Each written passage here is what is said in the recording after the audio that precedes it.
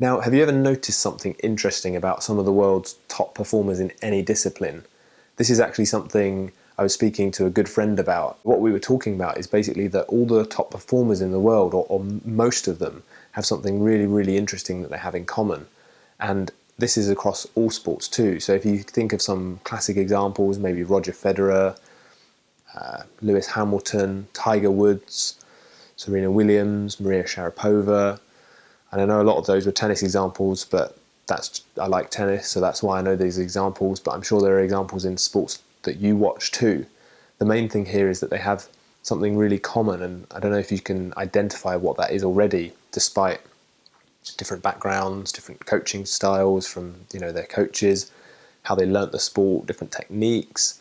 The thing that a lot of these people have in common, and a lot of these athletes have in common, is that they have this inner sense of calm that they almost emanate when they're performing. If you're lucky enough to have seen them live, or even if you watch them on TV, you can see that they have this control over what they're doing. They're not panicked, they're not running around, they're just almost emanating this focus and this control, and they're not panicked from their surroundings, they're not focused on their surroundings, they're not trying to control their surroundings, they're just focused on themselves, and they're very deliberate in what they're doing, and they know exactly what they're going to do, and it all looks under control basically. This sense of calm then kind of translates to the audience. When you watch them compete, you feel more confident in their ability to compete because they seem more in control too, and a lot of the time they are. And this is something they've probably developed over time as they've learnt to compete more, got more experience, and learnt how to manage themselves better in these environments too. But it's really interesting to note that a lot of these performers have the same thing here, regardless of technique and stuff that I mentioned before as well. If you contrast that to people who are competing at a lower level, who haven't got as much experience, maybe you'll see people at an archery competition that are quite new to the competition. They might be running around, not literally running around, but they might be kind of panicked in terms of they don't know what to do, they don't know where to go next, they need to go and get the bow, and you can see they're kind of rushed and anxious. And he's just running around like a toilet brush. Is anyone going to take control? If you compare that to the examples I gave before, the difference is quite obvious. So the reason I find this fascinating is twofold really. Firstly is this has a direct impact on your performance. Now everyone knows that body language affects how you feel and your physiology, and this is no different. This is exactly the same. When you're outwardly, visibly panicked or anxious or flitting around between things, you're not calm and controlled in what you're doing, this will affect your performance. How do you expect to go on the shooting line and stand there and really focus on each individual arrow and deliver your best if your mind is wandering and anxious and wondering, oh, I should have done that, I should have done this, or I have to go and get that, and in a panicked state?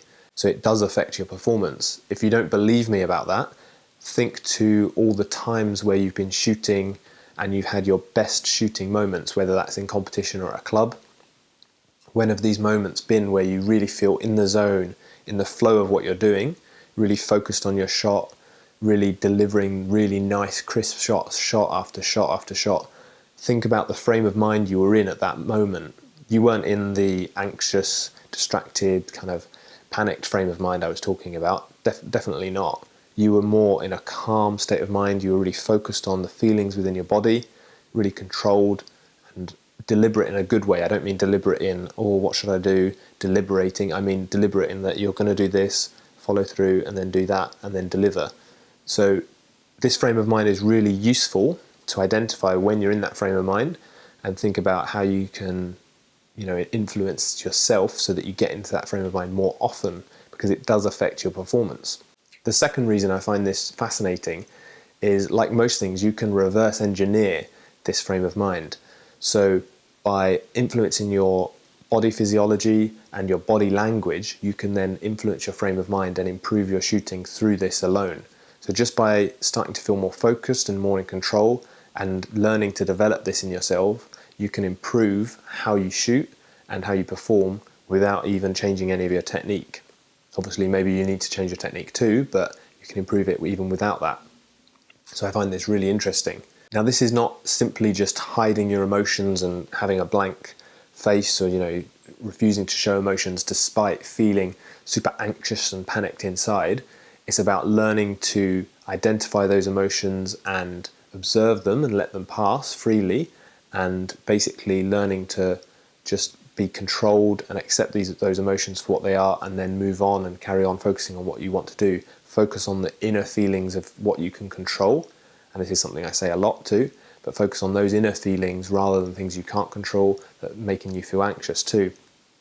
So I'm trying not to get too hippie with this, and trying to it's not some crazy hippie thing where you're going to have to go to a beach and do some yoga meditation for hours on end. Together we shall cast ourselves into the future. But first, you must broaden your minds. First, you must look beyond. What a load of rubbish. But meditation really does help with this, and it can help you get in that frame of mind and identify that frame of mind. Maybe just 5-10 minutes a day. If you don't do it already, I'd definitely recommend it. And it does have a direct benefit to your shooting. So something like that can really help. And then you're more likely to, when you go to training, to be able to get in this frame of mind. And then when you go to competition, you're more likely to be able to get in that frame of mind. Interestingly, Kim Soo-young, I think it was, she probably regarded as one of the best, if not the best, archer ever to have lived. And she said that she practiced sometimes 2 hours of meditation per day, and she said sometimes that was the most valuable part of her training. So it can be a really, really powerful tool to help you get in that frame of mind and develop that inner sense of calm and control where you can focus on what you need to do.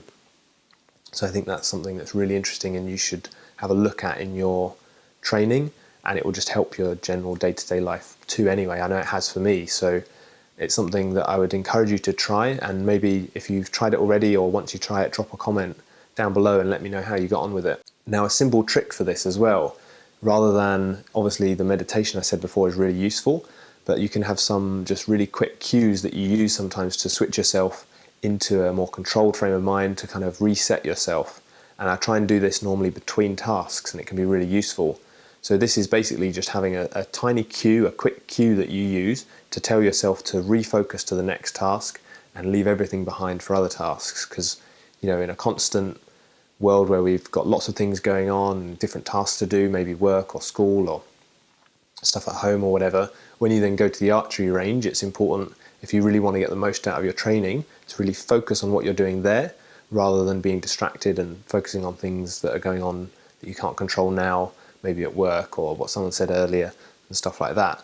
So what I like to do is, when I set up my bow and I twang the bow a few times to make sure the limbs have settled in, I imagine that every time I pull the string back and twang the bow and it hits and it goes dung dung, every time that happens, that's just releasing all the other things that maybe were floating around in my mind before, from what I was doing earlier in the day, some task I've got to do later, something that someone said to me that I didn't like, or whatever it was. I just imagine every time I hit the bow back like that, that's releasing all those things. And then when I put the bow down in the stand, that's basically when all I'm focusing on now is what I'm going to do when I'm shooting, how I'm going to focus on technique and stuff like that, and it's purely going to be in the present moment in the training session. So the actual cue is not important. Maybe you want to have a cue for when you close the car boot, or trunk if you're in America, when you close the trunk of the car, the boot of the car, whatever.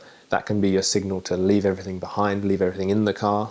I know some people have, maybe when they go home, they just knock on a piece of wood or maybe a tree or something. They do 2 knocks and then they leave all the thoughts behind there.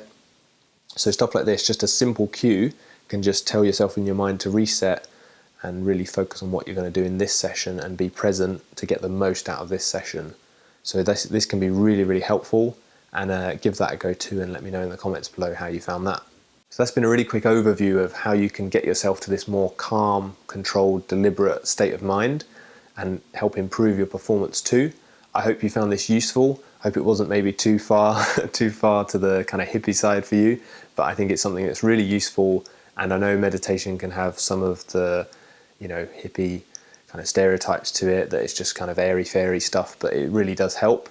And it's really useful just for day-to-day things too, just to kind of clear your mind. So I definitely recommend giving that a try.